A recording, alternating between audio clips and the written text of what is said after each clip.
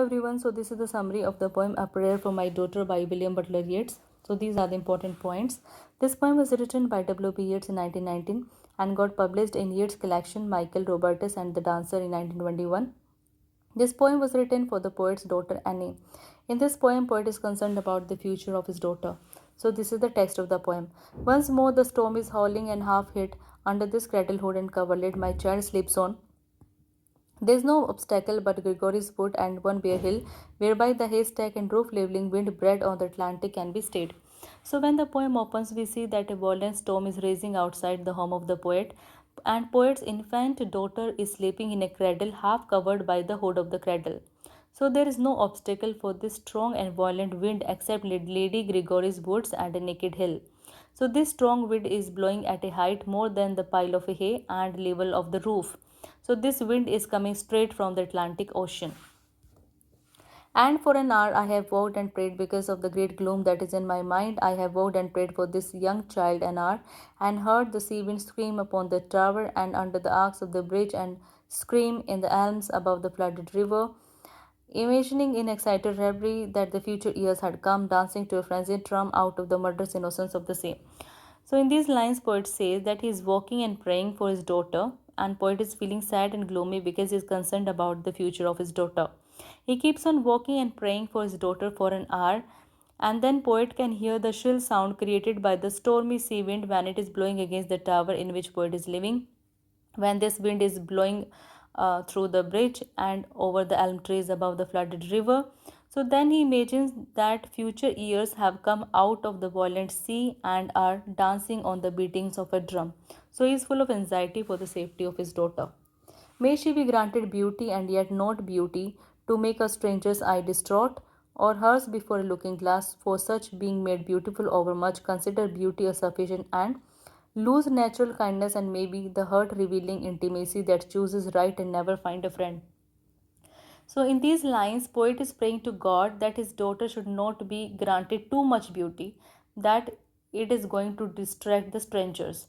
She should not be extremely beautiful, otherwise she will keep standing before the mirror throughout the day and she will become totally dependent upon her beauty for everything. So poet doesn't want his daughter to lose her natural kindness by becoming proud. Okay, he wants his daughter to nourish her inner beauty, to choose a right partner in her life if not a friend. Helen, being chosen, found life flat and dull, and later had much trouble from a fool, while that great queen that rose out of the spray, being fatherless, could have her way, yet chose a bandit smith for man. It is certain that fine women eat a crazy salad with their meat, whereby the horn of plenty is undone.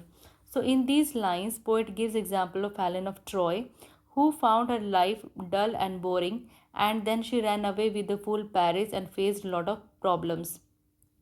Poet doesn't want his daughter to have this kind of beauty which brings about destruction, like Helen of Troy.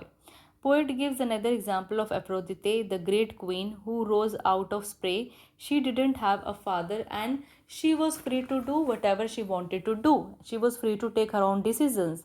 So she got married to Hephaestus, who was a lame ironsmith of the gods. Later on, she betrayed him. So, in the next lines, poet says that beautiful women eat stupid salad with meat and make foolish decisions in their lives. So, then, these women lose their prosperity. In courtesy, I would have her chiefly learned. Hearts are not had as a gift, but hearts are earned by those that are not entirely beautiful. Yet many that have played the fool for beauty's very self has charm made wise, and many a poor man that has roved, loved, and thought himself beloved, from a glad kindness cannot take his eyes. May she become a flourishing hidden tree, that all her thoughts may like the linnet be, and have no other business but dispensing round their magnanimities of sound, nor but in merriment begin a chase, nor but in merriment a quarrel. So, in these lines, poet says that he wants his daughter to possess a virtue like courtesy. He says that hearts of people can be won with courtesy and politeness. Those people who are less beautiful win people's hearts like this. Those people who run after beauty don't get anything and make fool of themselves. Those people who loved compassionate and polite women found love and fulfillment in return. So, those people who wandered a lot in search of love couldn't resist themselves from appreciating polite and courteous women. So, in the next lines, poet wants his daughter to live a satisfied and contented life like a flourishing hidden tree. He wants that her thoughts should be like a linnet bird who sings happy songs, you know, which it scatters, around it. Okay, and make other people happy. So, this little bird has no other business but to sing its cheerful songs. He wants his daughter not to pursue her ambition lightly and not to get involved in any quarrel. Oh, may she live like some green laurel, rooted in one dear perpetual place, my mind because the minds that I have loved, the sort of beauty that I have approved, prosper but little, has dried up of late, yet knows that to be choked with hate may well be of all evil chances chief. If there is no hatred in a mind, a shot and battery of the wind can never tear the linnet from the leaf. So in these lines, poet says that he wants his daughter to be like laurel tree, which is a mythological reference to nymph Daphne, who turned into a tree to protect her virtue when she was followed by god Apollo. Poet wants his daughter to live a virtuous life. He wants his daughter to be rooted in one place and be loyal to one man in her life. In the next lines, poet says that his mind didn't get any benefit by admiring the mind and beauty of Modgon, but she didn't prosper in her life. This made him weak as well because he kept on talking about her weaknesses. Okay, so he wants his daughter not to have hatred inside her heart because hatred brings all kinds of misfortunes and hatred is the root cause of all evil. He believes that if his daughter will be free from the feelings of hatred and jealousy, then destructive forces won't destroy her innocence and happiness. Okay, so here stormy wind symbolizes destructive forces and linnet symbolizes the innocence and fragility of poet's daughter Annie.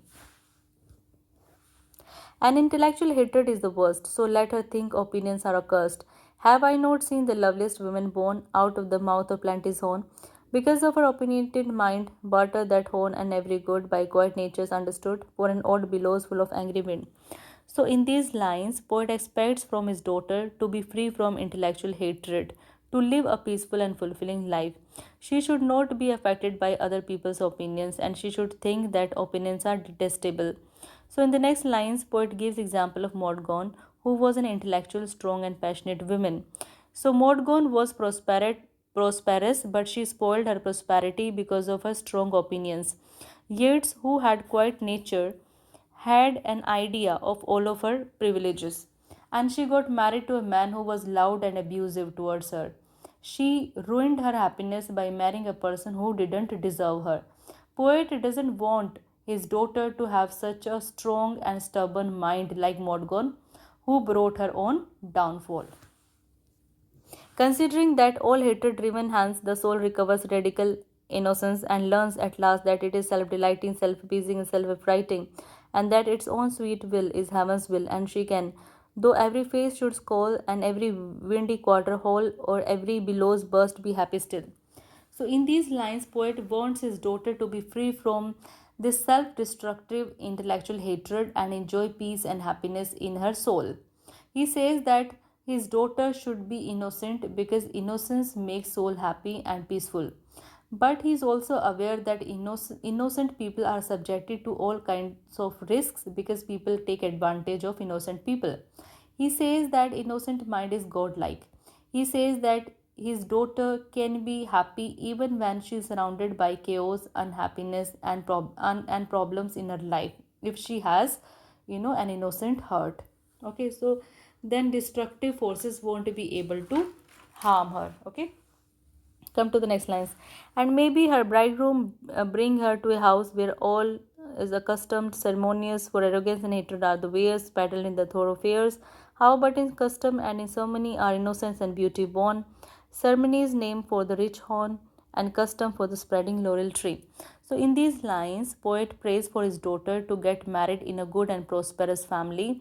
She would get a husband who will believe in custom and traditions and spiritual values. So this house will be free from arrogance and hatred. Arrogance and hatred are entertained by common crowds on common paths.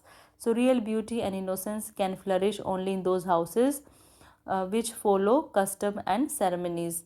So those people who believe in tradition and spiritual values get prosperity, and laurel tree also grows in their houses. Okay, so laurel tree here symbolizes custom. Okay, and here the poem ends.